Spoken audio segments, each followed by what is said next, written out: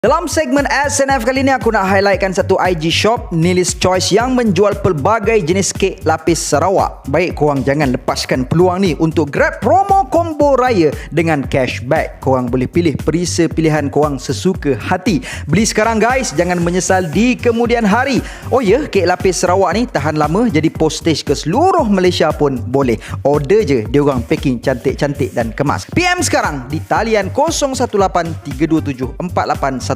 Link IG shop Nilis Choice aku tinggalkan di ruangan description di bawah. What up gang Malaysia, Indonesia, Singapura, Brunei. Assalamualaikum, it's your boy Kimi Skoverto and welcome back to my channel yang semestinya hanya akan berdiskusikan berkenaan dengan One Piece. Dalam video kali ini aku nak discuss dengan korang page pertama dalam chapter 1053, iaitu berkenaan kemarahan Gorosei setelah melihat poster Bounty Luffy. So please stay until the end of this video sebab banyak gila point penting yang aku nak ajak korang berkupas bersama. But before that, kat sini aku nak ucapkan ribuan terima kasih yang tak terhingga kat korang yang telah pun support design terbaru, design Momonosuke Sama dari kami di Skoverto Hub. Yes gang, tawaran voucher masih lagi dibuka sehingga 23 Julai 2022, cumanya hanya untuk yang pernah membeli dengan Skoverto Hub sahaja. Dan tawaran kepada yang lain pula macam sebelum ni, untuk pembelian kali ni tak kira berapa helai pun postage adalah percuma, even untuk dos yang tinggal di Sabah Sarawak. Kami miak Sarawak, Sabah bah. Kami sayang Borneo. So lekas grab baju korang segera. Link nombor WhatsApp admin dan IG shop Skoverto Hub aku tinggalkan di ruangan pin komen di bawah. Alright, jom let's proceed with the content. Tapi sebelum itu, kepada korang yang belum lagi subscribe channel ini, jangan lupa untuk subscribe dan menekan bell notification button supaya korang tak ketinggalan video-video dari aku. Subscribe channel Skoverto Anime, channel terbaru dari aku. Sekiranya korang berminat untuk jadi speaker, just hantarkan video korang ke email kimiskoverto@gmail.com. Berminat untuk dapatkan One Piece t-shirt, korang just WhatsApp admin dan follow IG shop Skoverto Hub untuk memilih desain yang korang suka. Ayo kita jadikan channel ini setanding dengan channel-channel yang ada di seluruh dunia. Say with me guys, Ikuluk Yarudomo.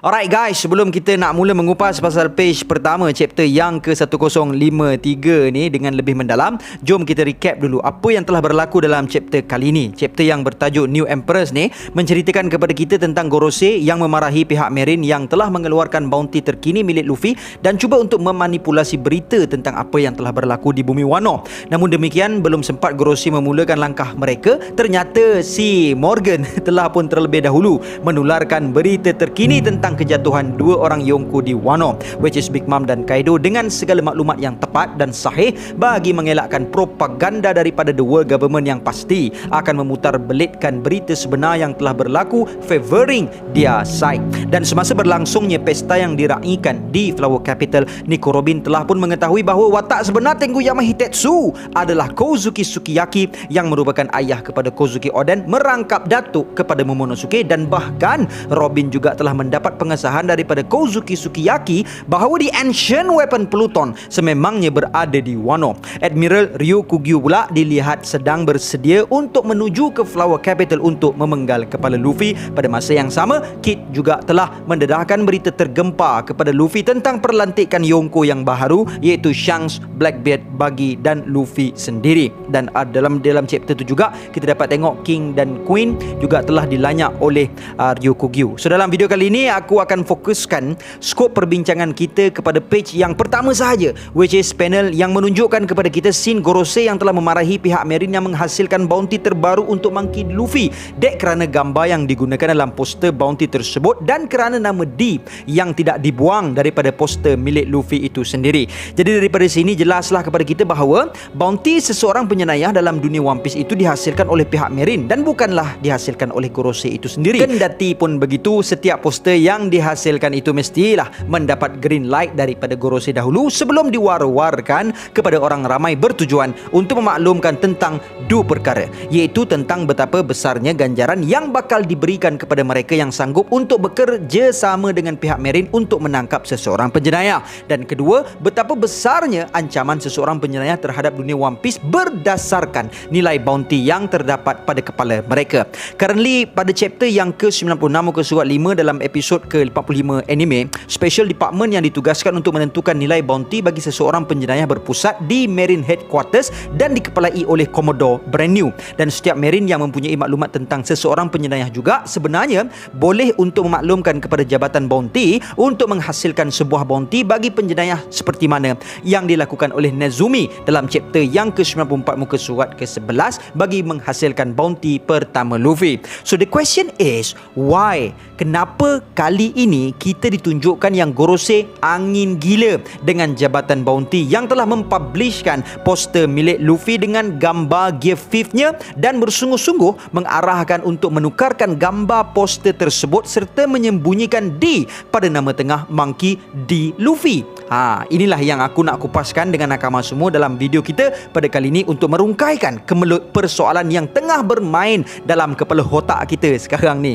First, aku akan kongsikan dengan korang semua pendapat aku personally berkaitan dengan penyembunyian nama D dahulu, dan aku akan share dengan korang pasal gambar poster Gear 5 Luffy tu. Alright, berkaitan dengan nama D ni, kalau kita tengok dalam dunia One Piece terdapat 10 orang penyandang nama D yang telah didedahkan kepada kita setakat ini, iaitu Gold D. Roger, Monkey D. Garp, Monkey D. Dragon, Potgas D. Rogue, Jaguar D. Saul, Potgas D. Ace, Monkey D. Luffy, Trafalgar D. Waterloo, Rock D. Zebek dan Marshall D. Tish. Akan tetapi, The Will of D itu sendiri merupakan antara salah satu misteri terbesar dalam anime One Piece yang masih belum terungkai lagi. So by the way, aku baru je semalam hasilkan satu video tentang Will of D ni kepada korang yang belum lagi tengok, please check that video out lepas ni. Yalah, mana taknya even dalam kalangan pemegang nama D ni sendiri pun yang kita dapat tengok secara canonnya mengetahui maksud di sebalik nama D itu sendiri hanyalah Goldie Roger seorang sahaja. Walau bagaimanapun, ada juga watak yang tidak membawa nama D yang mengetahui tentang maksud D sebalik rahsia D ini. Contohnya macam watak Whitebeard yang mana kita dapat tengok dalam manga chapter yang ke-576 page yang ke-12.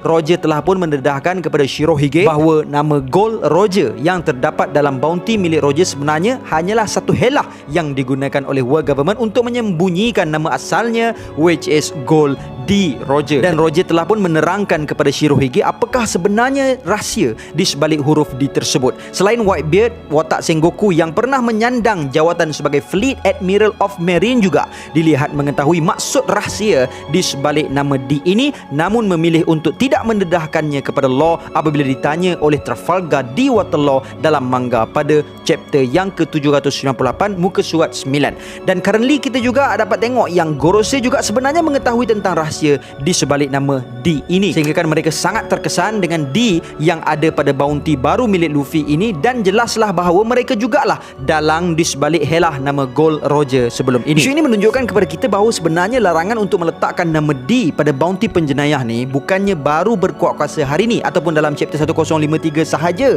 tapi sebenarnya dah bermula sejak daripada zaman Roger lagi. Menetaknya sekalipun tidak mengetahui sejarah sebenar tentang maksud D ini, namun kita dapat tengok Don Quixote Rocinante dalam manga chapter yang ke-763 muka surat 19 setelah mengetahui bahawa Law sebenarnya merupakan seorang yang berbangsa D. Rocinante telah memberitahu kepada Law tentang kisah D yang sering dihebohkan di negara tempat Rocinante dibesarkan, which is dalam kalangan Celestial Dragon. Yalah, sebabnya macam mana yang kita tahu keluarga Doflamingo asalnya adalah Celestial Dragon yang memilih untuk menanggalkan darjat mereka as a Celestial Dragon untuk hidup bersama-sama dengan rakyat marahin biasa.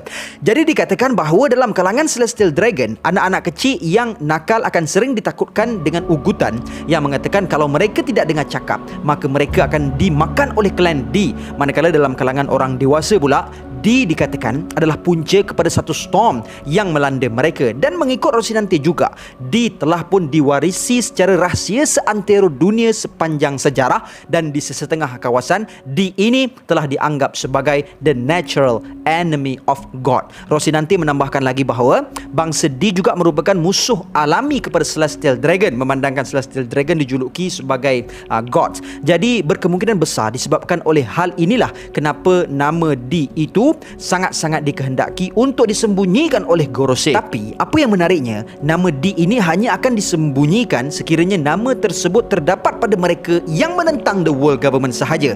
Benda ni kita dapat tengok pada watak Monkey D. Garp. World government tak ada pula masalah nak sembunyikan D pada nama Garp ni, malah siap menganugerahkan Garp sebagai the hero of Marine. Maka terhasillah lagi satu persoalan yang menarik, iaitu kalau nama D ni sememangnya perlu untuk disembunyikan, kenapa bounty Monkey D. Luffy, Monkey D. Dragon, Portgas D. Ace dan Marshall D. Tish sebelum ni boleh terlepas ada nama D pada poster mereka? Korang agak-agak kenapa Boleh drop pendapat korang dekat ruangan komen di bawah. Okay, well, for me personally, aku berpendapat bahawa nama D pada poster bounty milik Luffy dan Dragon tak dibuang sebelum ini adalah disebabkan oleh mereka adalah anak dan cucu kepada Monkey D. Garp.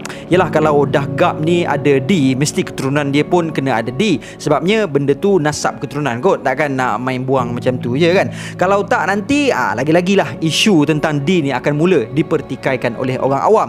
Kalau untuk Portgas D. Ace pula, Marine tidak membuang D pada namanya sebab in my personal view lah, Ace ni pernah mencabar Yonko Whitebeard dalam chapter ke-556 muka surat 7 tetapi gagal. Maka pihak Marine memandang rendah D yang ada pada Ace. Manakala untuk Marshall D. Tish pula, berkemungkinan kerana pihak Marine percaya dengan kata-kata Whitebeard dalam chapter yang ke-576 muka surat 10 bahawa Blackbeard bukanlah insan yang dinanti-nantikan oleh Roger dan bukanlah orang yang bakal mewarisi will of Roger dan Ace. Sebab itulah masih terdapat nama D pada poster bounty mereka, walaupun sebenarnya perkara ini telah dilarang oleh Gorosei. Tapi persoalannya, kenapa baru sekarang Gorosei nak bangkitkan balik isu pasal D yang ada pada bounty Luffy ni? Jawapannya adalah kerana disebabkan oleh gambar pada poster bounty terbaru milik Luffy yang merupakan gambar Luffy dalam form gift fifth-nya, ataupun boleh dikatakan sebagai form untuk the Sun God Nika yang sebenarnya merupakan Joy Boy. Sebab itulah Gorosei bersungguh-sungguh nak suruh gambar itu ditukarkan dengan gambar yang lain. Tapi kalau kita fikir balik, sebenarnya kenapa Gorosei nak kecut perut sangat? Sebabkan fakta tentang nama sebenar Devil Fruit tu pun dia orang je yang tahu, dan Awakening Nika dan Joy Boy tu pun setakat ni dilihat hanya mereka yang aware pasal benda ni saja. Here comes the best thing. Kalau kita tengok berdasarkan PL perangai si Gorosei ni dalam page yang pertama chapter ke-1053, seakan-akan menunjukkan kepada kita semua bahawa sebenarnya selain daripada mereka, masih ramai lagi watak-watak lain dalam dunia One Piece yang mengetahui tentang rahsia The Sun God Nika aka Joy Boy ini, dan masih ramai lagi klan D yang mengetahui rahsia di sebalik nama D yang sedang bersembunyi dan menunggu kedatangan pemimpin mereka untuk mereka memulakan tindakan. Sememangnya kita dapati ada beberapa watak yang lain yang mengetahui tentang kisah Joy Boy dan Sun God Nika ni. Antaranya termasuklah watak Gold D. Roger dan seluruh nakamanya yang berjaya sampai ke Laugh Tale yang kita dapat tengok dalam chapter ke-967 muka surat ke-19. Kemudian King Neptune dan Nico Robin yang kita dapat tengok dalam manga pada chapter yang ke-649 muka surat 17. Lepas tu Sea Kings yang menantikan kedatangan Joy Boy untuk menarik kapal Noh dalam chapter yang ke-648 muka surat 6. Kozuki Oden yang merancang untuk membuka negara Wano untuk kedatangan Joy Boy dalam chapter 968 muka surat 7. Kemudian Kaido dan King the Wildfire yang berborak pasal Joy Boy dalam chapter yang ke-1036 muka surat 2, dan akhir sekali Zunisha dalam manga chapter yang ke-1043 muka surat ke-17. Bagi watak The Sun God Nika pula, selain daripada Gorosei dalam manga chapter yang ke-1018 muka surat 11, seorang warden biasa yang bertugas semasa Who sedang dipenjarakan telah menceritakan tentang kisah Nika kepadanya. Padahal kalau kita nak kira, warden tu hanya watak biasa sahaja, bukannya an authority person. Sebabnya kita dapat tengok lepas tu warden yang menceritakan pasal Sun God Nika kepada Who tu terus hilang. So kalau orang biasa macam dia pun tahu pasal Nika, tak mustahil ada watak lain lagi yang tahu pasal Nika ni.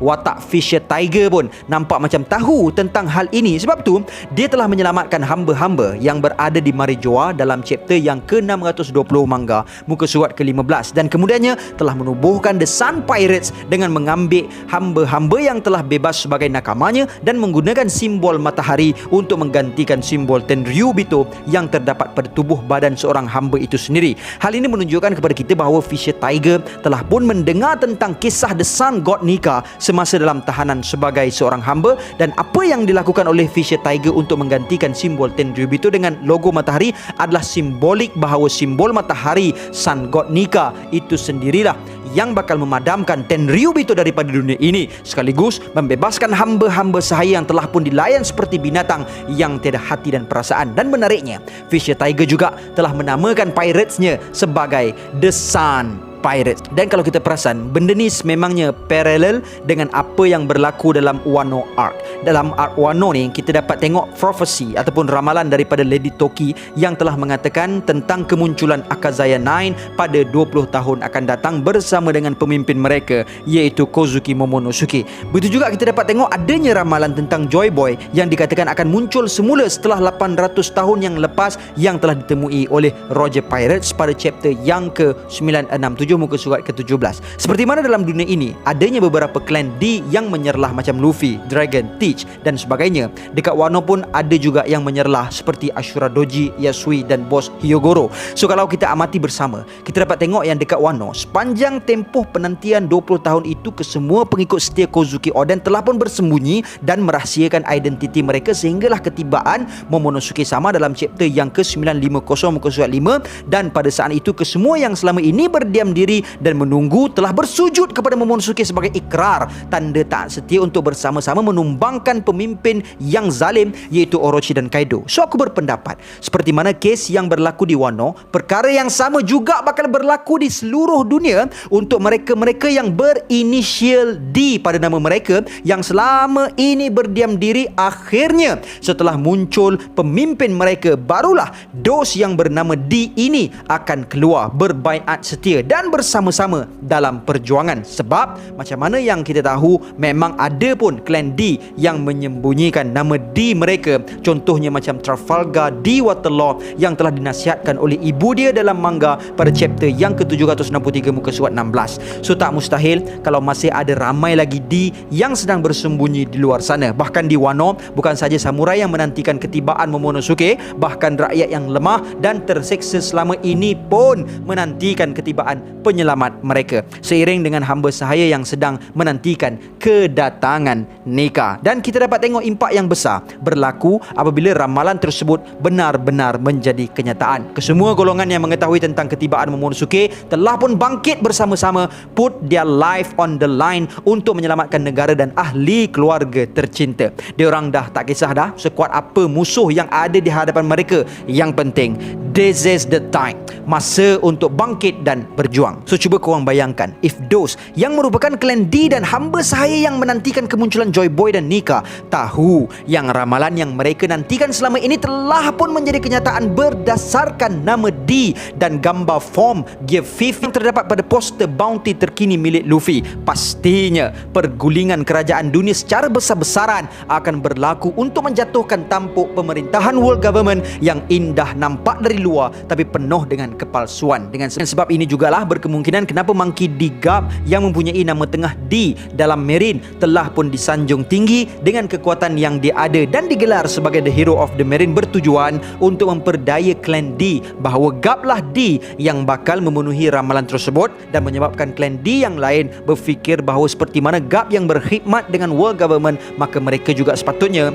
mengikut jejak langkah Garp. Sekaligus world government dapat mengelakkan daripada coup d'etat besar-besaran berlaku dalam dunia. Tuntasnya disebabkan oleh apa yang dilakukan oleh pihak Marine yang tidak menyembunyikan nama D pada bounty Luffy dan memaparkan sosok sebenar Joy Boy aka Nika dalam page yang pertama chapter 1053 pada kali ini bakal mendedahkan perkara yang sebenar sekaligus menggagalkan rancangan Gorosei. Maka sebab itulah Gorosei sangat-sangat marah dengan jabatan bounty Marine. So guys, itulah sahaja perkongsian aku dalam video pada kali ini.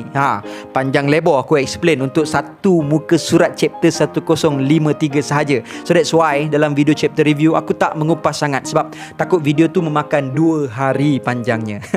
So guys, jangan lupa untuk drop your thought down below berkaitan dengan topik ini dan share sekali video ini dengan kawan-kawan korang melalui IG ke WhatsApp ke ataupun TikTok dan Facebook. Tak kisahlah, yang penting korang share. Okay? And gang, before I end, sedikit renungan. Ada seorang syekh dalam temu ramahnya berkata, Allah berfirman, wahai hamba-hambaku yang melampaui batas terhadap diri mereka sendiri, janganlah berputus asa dari rahmat Allah. Sesungguhnya Allah mengampuni dosa-dosa semuanya. Sesungguhnya dialah yang maha pengampun lagi maha penyayang. Surah Az-Zumar. Dan ada yang tertanya, apakah semua dosa hamba-hambanya? Dalam surah Asy-Syura, Allah berfirman, dan dialah yang menerima taubat dari hamba-hambanya dan memaafkan kesalahan-kesalahan. Dan ada yang bertanya lagi, walaupun dia yang tidak bersolat, walaupun dia pernah derhaka kepada kedua orang tuanya, walaupun dia pemakan riba, tetap Allah akan memaafkan dosa mereka dengan taubat. Kemudian ada seorang lagi syekh menerangkan tentang betapa rahimnya Allah, betapa rahmannya Allah. Beliau berkata, ada orang yang paling celaka yang pernah ada di muka bumi. Dialah satu-satunya orang yang sangat-sangat sombong dan menentang Allah Subhanahu taala dan mengatakan, nauzubillah, akulah Tuhanmu yang paling tinggi. Dia si celaka itu bernama Fir'aun. Namun ketika dia telah tenggelam ke dalam lautan, Jibril cepat-cepat memasukkan tanah ke dalam mulutnya Fir'aun kerana dikhawatiri Fir'aun mengucapkan kalimah tauhid, membuatkan Allah mengampuni Fir'aun dengan itu. Maka Allah Subhanahu taala mengatakan kepada Jibril alaihissalam, wahai Jibril, aku bersumpah dengan kemuliaanku, jika Fir'aun memohon ampun kepadaku, maka aku akan tetap mengampuninya. Lihatlah betapa luas, besar, tinggi dan agungnya rahmat Allah. Seseorang yang tiada lagi tandingan dosanya mengaku sebagai Tuhan pun Allah tetap bersedia mengampuninya dengan rahmatnya. Lalu bagaimana pula rahmat Allah terhadap seseorang yang datang kepada Allah semasa di dunia ini dengan rendah hati, bertaubat dan menangis dengan mengharapkan rahmat Allah. Wallahu ta'ala a'lam. And until then, my gang, there is no God except Allah. Assalamualaikum warahmatullahi